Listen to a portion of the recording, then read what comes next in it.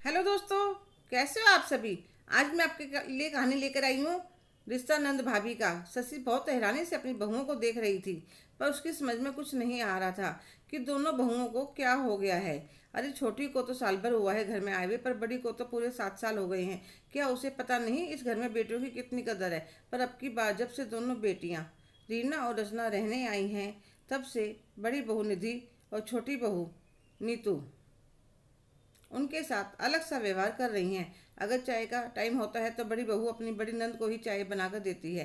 खाने का टाइम होता है तो छोटी बहू छोटी नंद को कहती है, दीदी आ जाओ, खाना तैयार है। 3 दिन तो मैंने बर्दाश्त कर लिया, फिर मैंने दोनों को अपने कमरे में बुलाया। क्या बात बड़ी बहू, अब की बार यह तुम अपनी नंदों के साथ कैसा व्यवहार कर रही हो।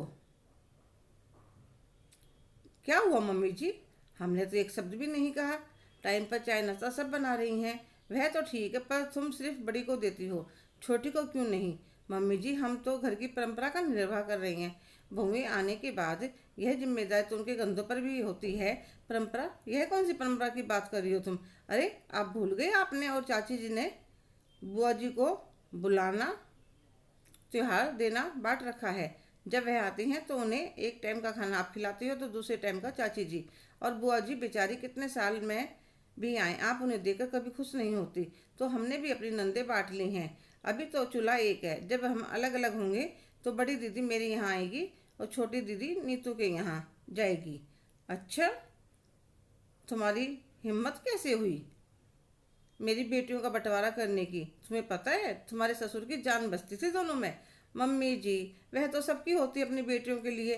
दादाजी दादी जी की भी तो बुआ जी में बचती होगी। आप अपनी बेटियों को बाजार ले जाकर पसंद के कपड़े गहने सब दिलवाती हैं, और बुआ जी को घर पर रखी हुई साड़ी भी एहसान रख कर देती हैं। कभी कहा आपने, दीदी आपकी भतीजी आई हैं, आप भी आ जाओ, कुछ दिन एक साथ रह लेना। माँ बाप के ना रहने से अगर मायका नहीं रहता तो यह परंपरा सबके लिए होती है मम्मी जी। रिश्ता तो सबका वही है नंद भाभी का। अब यह फैसला आपको करना है कि आपको अपनी बेटियों के लिए मायका कुछ साल के लिए चाहिए या पूरी उम्र के लिए। और दोनों कमरे से बाहर चली जाती हैं। शशि जी सोच में पड़ जाती हैं, फिर कुछ देर में अपनी नंद को फ़ोन करने का फैसला करती हैं। हेलो दोस्तों, कैसे हो आप सभी। आज की कहानी आपको कैसी लगी, कमेंट करके ज़रूर बताइएगा। अगर आप मेरे चैनल पर नए हैं तो प्लीज़ लाइक, शेयर, सब्सक्राइब करना ना भूलें। धन्यवाद।